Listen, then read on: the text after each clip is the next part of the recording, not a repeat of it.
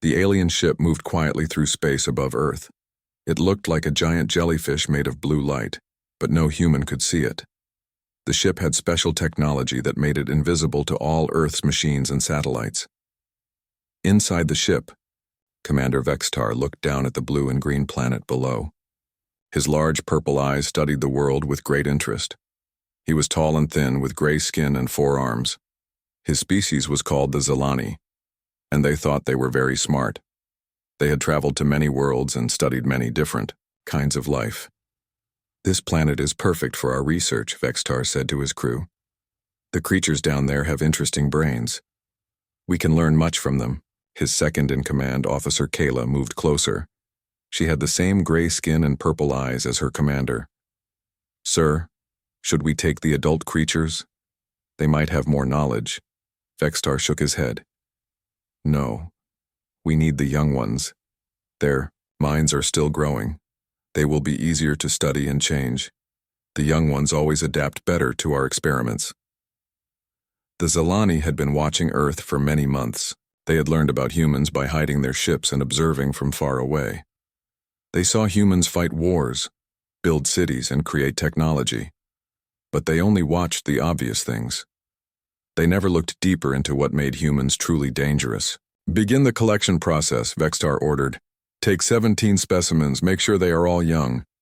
Ages 5 to 15 would be best." Down on Earth, it was a normal Tuesday evening in different parts of the world. Parents were cooking dinner, children were playing, and nobody knew that aliens were watching them from space. In Los Angeles, 12-year-old Jake Martinez was walking home from soccer practice. He carried his muddy cleats in one hand and his water bottle in the other. The sun was setting, painting the sky orange and pink. Jake was thinking about the goal he had scored during practice when everything around him suddenly became very bright.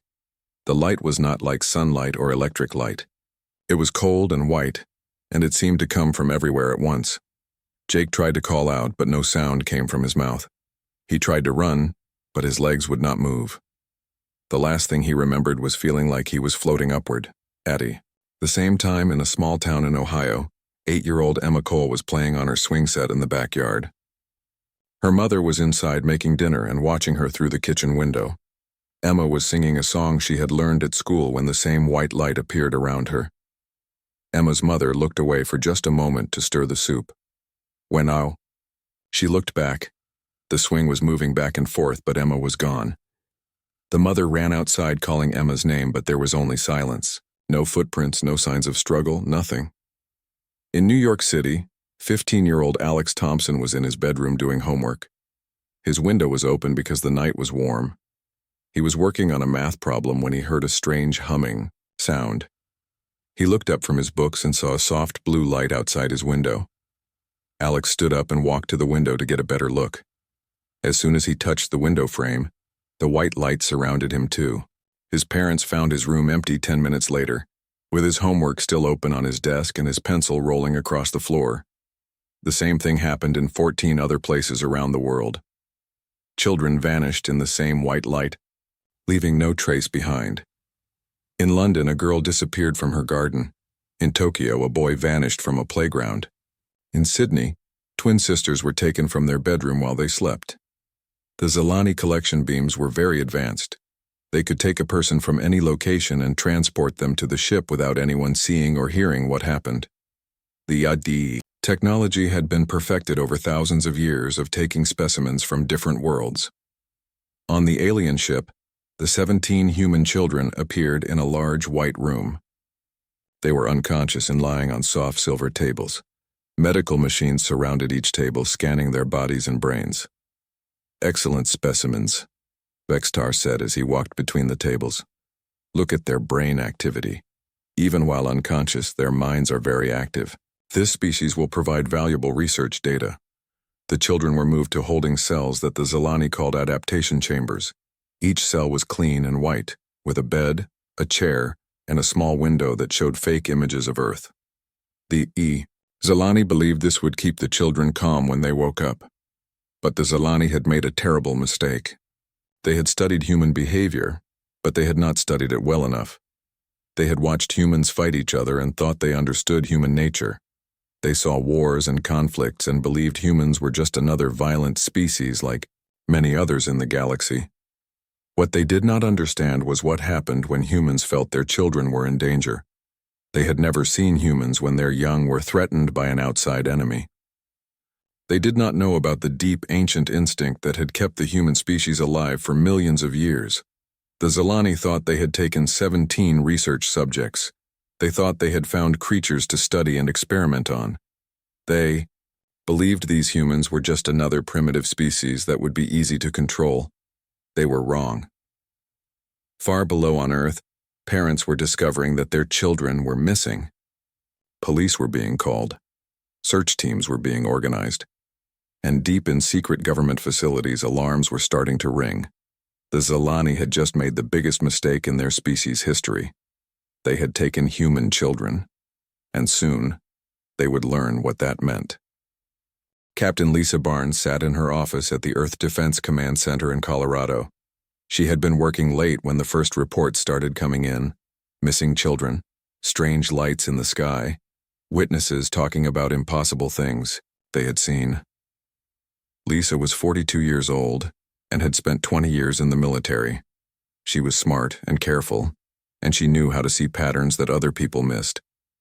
As she read the reports on her computer screen, she felt a cold fear growing in her stomach. Los Angeles, California. 1 missing child. Strange electromagnetic readings. Columbus, Ohio. 1 missing child. Same electromagnetic readings. New York City. 1 missing child. Same readings again. Lisa picked up her secure phone and called General Robert Hayes. The general was old and tough, with gray hair and scars from 3 different wars. He answered on the first ring. "Sir, we have a big problem," Lisa said. 17 children are missing from around the world. All disappeared in the same 6-hour period. All locations show the same strange energy signatures. There was silence on the other end of the phone. Then the general spoke in a quiet, dangerous voice. "Are you telling me what I think you're telling me, Captain?" "Yes, sir. I believe we have extraterrestrial contact, and I believe they specifically targeted our children." General Hayes was quiet for a long moment. Then he said words that changed everything. "Execute Protocol 7. Authorization Alpha 001. Do it now." Lisa felt her heart start beating faster. Protocol 7 was something she had heard about but never seen. It was the highest level of emergency response. It meant that Earth was under attack.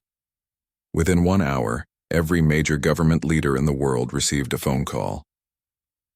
Presidents, prime ministers, kings, and generals all heard the same message. The children were gone. The aliens were real. And it was time to stop pretending. Within 2 hours, secret doors opened in mountains, deserts, and under the ocean. Places that did not exist on any map suddenly came alive with activity. Men and women in military uniforms ran through corridors that the public had never seen. The biggest secret in human history was about to be revealed. For 30 years, ever since the first alien crash in 1994, humanity had been preparing. The key crash had been covered up, but the technology had been studied. Smart people from every country had worked together in secret. They had built things that the world thought were impossible. Admiral John Carter stood in the command center of Lunar Base Alpha. Most people did not know that humans had a base on the moon. Most people did not know that humans had been to the moon hundreds of times. The Apollo missions that people knew about were just the beginning. "Status report," Admiral Carter said to his staff. "All ships are powering up, sir," reported Colonel Amy Davis. "Fleet 1 through Fleet 7 are ready for deployment. All pilots are at their stations." Admiral Carter looked at the large screen that showed Earth from space. Somewhere out there, 17 human children were in alien hands. That was not acceptable. "Sir," Colonel Davis continued, "we're receiving reports from our observation posts. Several alien species are monitoring our communications. They seem surprised by our response time." The Admiral smiled grimly. "Let them be surprised. They have no idea what they've started." In secret bases around the world, ships that looked like science fiction were launching into space. These ships could travel faster than light. They had weapons that could destroy planets. They had sensors that could track a single person from 3 star systems away. The technology had come from studying 3 different alien crashes over 30 years. Human scientists had learned to copy and improve the alien technology, but they had kept it secret, waiting for the day when Earth would need to defend itself. Captain Sarah Mitchell climbed into her ship, the UES Hunter. The ship was sleek and black, with technology that most humans could not even imagine. Sarah was 35 years old and had been training for this mission her entire adult life. "All pilots, this is Admiral Carter," came the voice over the radio. "You know why we're here. 17 of our children have been taken by aliens. We don't know where they are, but we're going to find them. We're going to bring them home, and we're going to show the galaxy what happens when someone threatens Earth's children." In another ship, Captain Danny Reed checked his weapons systems. Danny had 2 children of his own, safe at home with their mother. But that did not matter. Those 17 children belonged to humanity, and humanity protected its young. The fleet consisted of 47 ships. Each ship had a crew of highly trained soldiers. But these were not ordinary soldiers. Every person in the fleet had been chosen for a specific reason.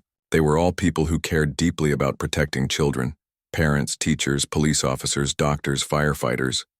People whose jobs and lives were about keeping young people safe. The psychological profiles were very specific. These were people who would not stop, would not give up, and would not show mercy to anyone who hurt a child. "Beginning launch sequence," Captain Mitchell reported. "All systems green." Around the world, other governments were getting their first real look at what humanity had been building in secret.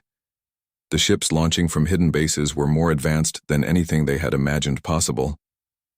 In Beijing, General Wang watched the radar screens in amazement. "How long have the Americans had this technology?" "It's not just the Americans, sir," his aide replied. "We're seeing launches from Russian bases, European bases, and our own hidden facilities. This is a joint human operation." The secret was bigger than any one country. For 30 years, the best minds from every nation had worked together. They had shared technology, shared knowledge, and shared one goal: to be ready when the aliens came. Now the aliens had come. They had taken human children, and they were about to learn that humanity was not the primitive species they thought they were dealing with. The hunt was about to begin. The human fleet moved through space like angry wolves following a scent. Captain Sarah Mitchell sat in her command chair, watching the sensor displays that showed the path the alien ship had taken. The technology in her ship was so advanced that it could follow the invisible trail left by alien engines. "Trail is still fresh," reported Lieutenant Kevin Brooks from his station. "The alien ship passed through this system about 6 hours ago. They're heading toward the outer rim." Sarah felt her jaw tighten. 6 hours. That meant the children had been in alien hands for almost a full day now. She thought about her own niece back on Earth, only 7 years old, and felt anger burn in her chest. "All ships maintain formation," she spoke into her communicator. "We're getting closer." The human fleet had been following the aliens for 2 days now. They had tracked them through 7 different star systems, moving from one alien world to another. At each stop, they had encountered other alien species who watched them with growing fear and confusion. At the 3rd star system, they had met the Korthak Trade Guild. The Korthak were large, bear-like aliens who controlled most of the shipping in this part of the galaxy. When the human ships appeared, the Korthak had sent a message. "Unknown vessels, you are in Korthak. Space without permission. State your business or leave immediately," Captain Mitchell had replied in a cold, steady voice. "We are hunting the beings who took our children. Give us information about the ship that passed through here or stay out of our way." The Korthak commander had been shocked. These humans were supposed to be a primitive species. They should not have ships this advanced. They should not be able to travel between stars at all. "We have no information about your missing young," the Korthak had replied. "But we suggest you return to your home world. The galaxy is dangerous for inexperienced species." The response from the humans had been swift and clear. 47 human ships had powered up their weapons at the same time. The energy readings were so high that they made the Korthak sensors scream warnings. "We are not inexperienced," Captain Mitchell had said. We are parents looking for our children. Now tell us about the ship that passed through here, or we will assume you are helping the beings who took them." The Korthak had quickly provided all the information they had. The alien ship had stopped at their station to trade for supplies. It was heading toward the Kethvar system. The ship belonged to the Zalani, a species known for their scientific research. As the human fleet moved on, the Korthak commander contacted the Galactic Council. "We have a problem," he reported. "The humans are not what we thought they were." At the fifth star system, the humans encountered the Hegemony Navy. The Hegemony controlled this part of space and had hundreds of warships. Their commander, Admiral Quex, tried to stop the human fleet. "Human vessels, you are violating Hegemony space. Power down your weapons and prepare to be escorted to the nearest station for processing." Captain Danny Reed, flying beside Captain Mitchell, answered this time. "Admiral, we are tracking the beings who kidnapped 17 of our children. We have no quarrel with the Hegemony, but we will not be stopped." Admiral Quex laughed. 17 children? You have mobilized a fleet for 17 individuals? How inefficient. The Hegemony loses thousands of citizens every year to various causes. The silence that followed was cold and dangerous. When Captain Reed spoke again, his voice was deadly quiet. "Admiral, if you do not understand why we would mobilize everything we have to save our children, then you do not understand what you are dealing with. Stand aside." The Hegemony ships moved to block the human fleet. For a moment, it looked like there would be a battle. Then the human ships did something that shocked every alien who was watching. Instead of fighting, they simply vanished. The human ships had jumped to faster than light speed while inside the star system. This was supposed to be impossible. The gravity from the star should have torn the ships apart, but the humans had technology that the aliens had never seen before. The human ships reappeared on the other side of the Hegemony fleet and continued on their path. They had moved through an entire navy like it was not even there. "How did they do that?" Admiral Quex whispered to his science officer. "I don't know, sir. Our computers show it should be impossible." News of the human fleet spread quickly through the galaxy.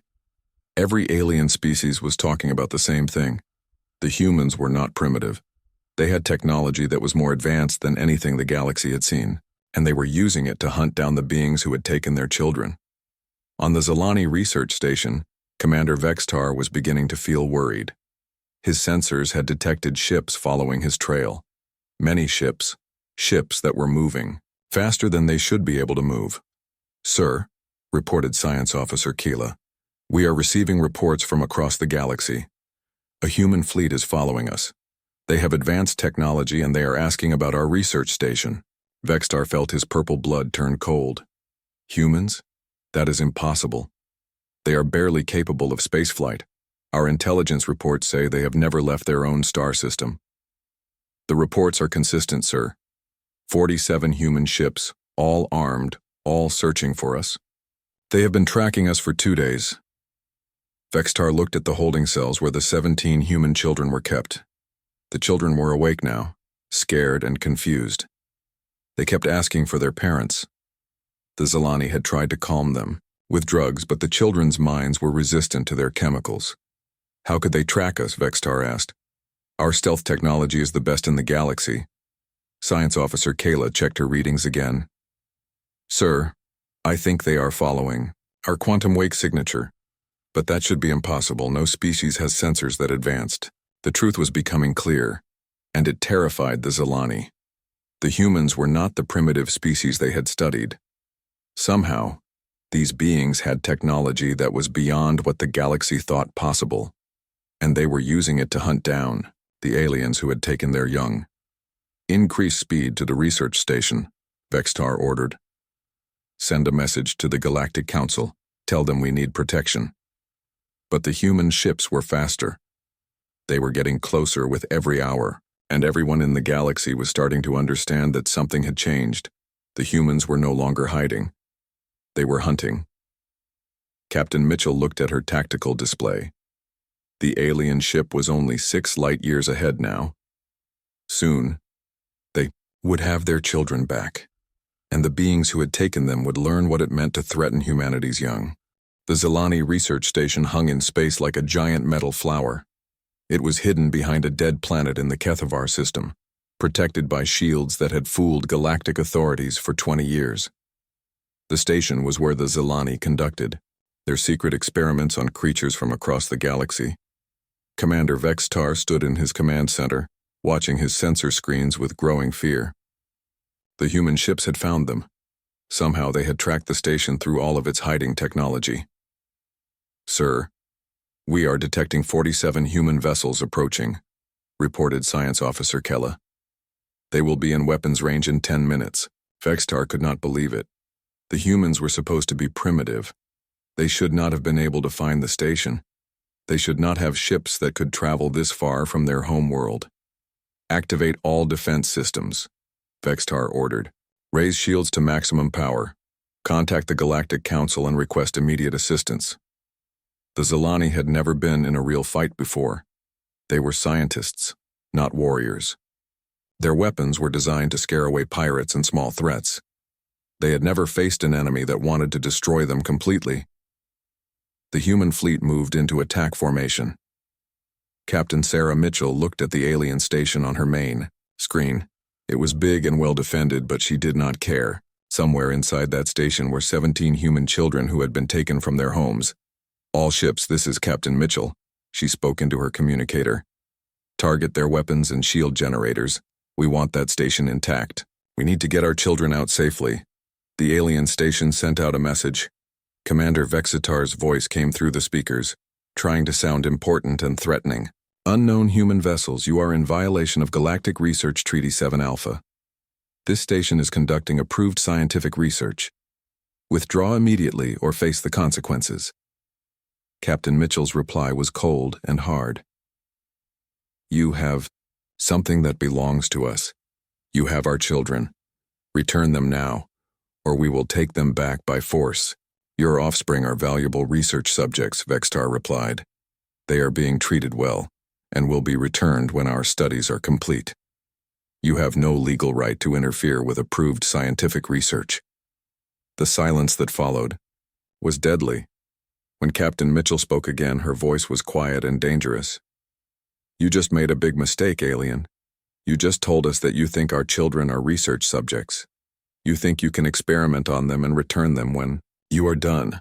Now we are going to show you what happens when someone hurts human children." The battle began 30 seconds later. The Zilani had expected energy weapons like most civilized species used. Instead, the human ships fired metal projectiles that moved at incredible speeds.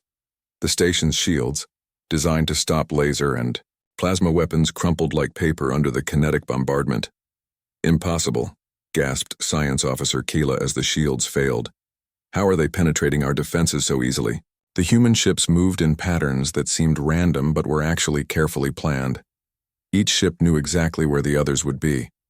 They worked together like a single giant organism, but analysis showed that each ship was being controlled by individual human minds. "Sir, their tactical coordination is perfect," reported the Zilani tactical officer. "They are anticipating our every move.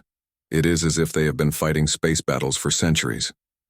Commander Vextar watched in horror as his weapon systems were destroyed one by one. The humans were not trying to destroy the station completely.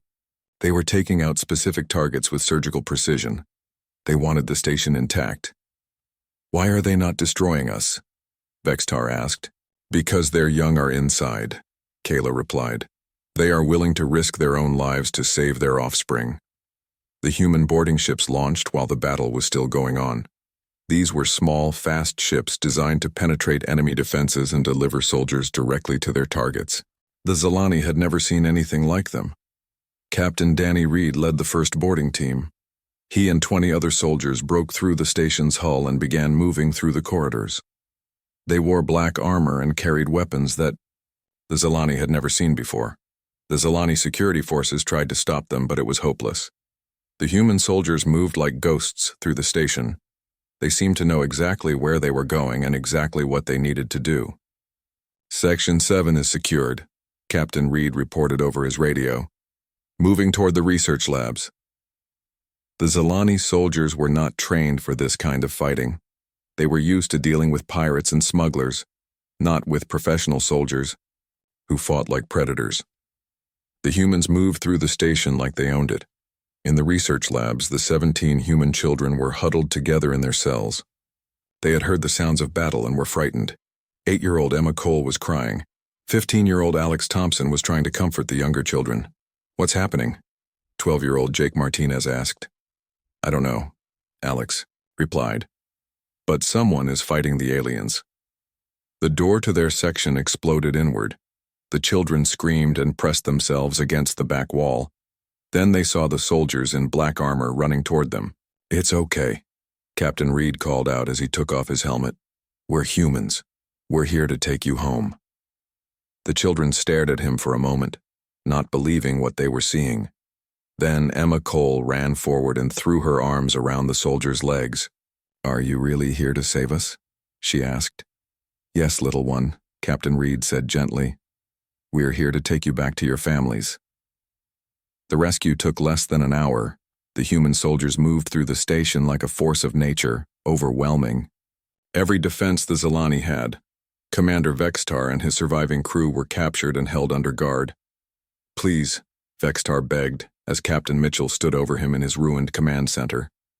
"We meant no permanent harm. The subjects would have been returned after our research was finished." Captain Mitchell looked at him with eyes that were colder than space itself. "You took our children. You put them in cages.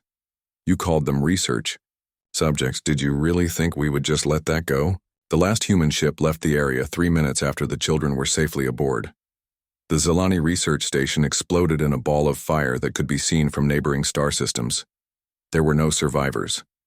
The message was clear. The children were safe. The aliens who had taken them were dead. And the galaxy had learned a new rule: never touch human children. The news spread across the galaxy like wildfire. The Zilani research station was gone, completely destroyed. Not even pieces remained for investigators to study. The humans had found a hidden facility that the best galactic scouts had needed years to locate, and they had wiped it out in less than a day. Ambassador Quildon of the Hegemony Council sat in his office reading the reports with growing worry. He was old and experienced, having served in galactic politics for over 60 years. He had seen many species rise and fall, but he had never seen anything like this. "How did they find the station so quickly?" he asked his military advisor, General Kex Thule. "Our intelligence services have been looking for illegal Zilani facilities for decades." General Kex Thule, a large reptilian being with golden scales, shook his head slowly. "That is not the most disturbing part, Ambassador. Look at these battle recordings from our observation posts." The holographic display showed the human ships attacking the Zilani station. Ambassador Quildon watched in amazement as the human fleet moved with perfect coordination, destroying the station's defenses with surgical precision. "They fight like they have been doing space warfare for centuries," Quildon whispered. "But our intelligence reports say they only achieved faster than light travel a few months ago." "There is more," General Kex Thule continued. "We have confirmed reports that humans have been secretly building fleets for 30 years. They have bases we never knew about, technology we never detected. They have been preparing for this day since they first encountered alien technology." The truth was spreading through the galaxy's intelligence networks. Humanity was not the primitive species everyone had believed. They had been hiding their true capabilities, building in secret, waiting for the moment when they would need to reveal themselves. On dozens of worlds, alien leaders held emergency meetings. The Korthak Trade Guild called an immediate council session.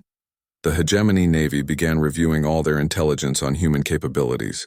Even the mysterious shadows who rarely involved themselves in galactic affairs were taking notice. But the most important meeting was happening on Earth.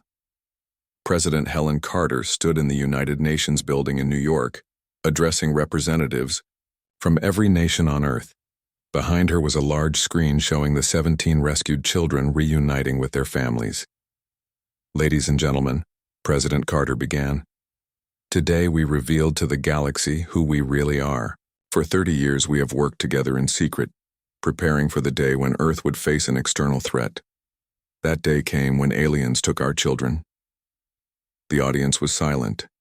Some of the representatives had known about the secret space program, but many were learning about it for the first time. "We have shown the galaxy that humanity is not defenseless," the president continued. "We have shown them that we protect our own, and we have shown them that there are consequences for threatening our children." In hospitals around the world, doctors were examining the 17 rescued children. Jake Martinez was back home in Los Angeles, hugging his parents and eating his mother's cooking. Emma Cole was playing in her backyard again, safe under her mother's watchful eye. Alex Thompson was in his bedroom, doing homework and looking out his window without fear. The children had been through a terrible experience, but they were strong. They were survivors. And they carried with them a message for the entire human race. We are not alone in the universe, but we are not helpless either. Captain Sarah Mitchell stood on the bridge of her ship as the human fleet approached Earth. The blue and green planet looked beautiful against the black of space. It looked peaceful, but now the galaxy knew that this peaceful world was protected by the deadliest force they had ever encountered. "Captain," reported Lieutenant Brooks, "we are receiving messages from alien governments across the galaxy. They all want to establish diplomatic relations with Earth." Captain Mitchell smiled grimly. "I bet they do.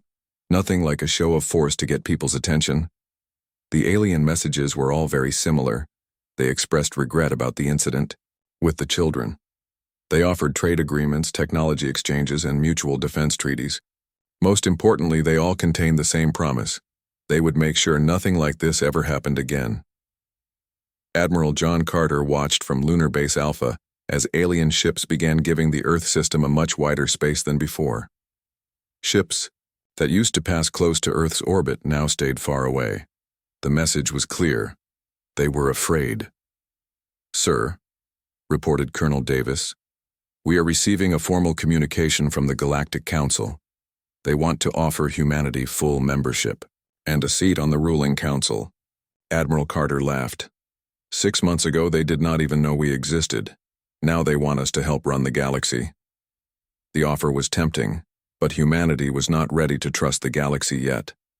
They had learned that there were species out there who thought it was acceptable to kidnap children for research. They had learned that the galaxy was full of dangers. But they had also learned something else. They had learned that humanity was stronger than anyone had imagined. When their children were threatened, humans had shown a level of determination and capability that had shocked every alien species. The secret bases remained active. The fleets remained ready. The soldiers remained trained and prepared. Earth would engage with the galaxy, but they would do it from a position of strength. In Dakar, schools around the world, children heard the story of the 17 who were taken and the humans who brought them home. They learned that their parents and their species would go to any length to protect them. They learned that no matter how far they were taken, no matter who took them, humanity would find them and bring them home. The galaxy had learned new words. Human, Earth, and most importantly, do not touch their children. Captain Danny Reed sat in his quarters, writing a letter to his own children back on Earth. He wanted them to know that they were safe. He wanted them to know that if anyone ever tried to hurt them, their father and every other human in the galaxy would come for them. The letter ended with a simple sentence that had become humanity's unofficial motto among the stars. "We protect our own." The hunt was over. The children were home. The galaxy knew the truth about humanity. And among the stars, the word was spreading from species to species, from world to world. Earth is protected. The humans are watching. And they will never let anyone hurt their young again. The age of humanity hiding in the shadows was over.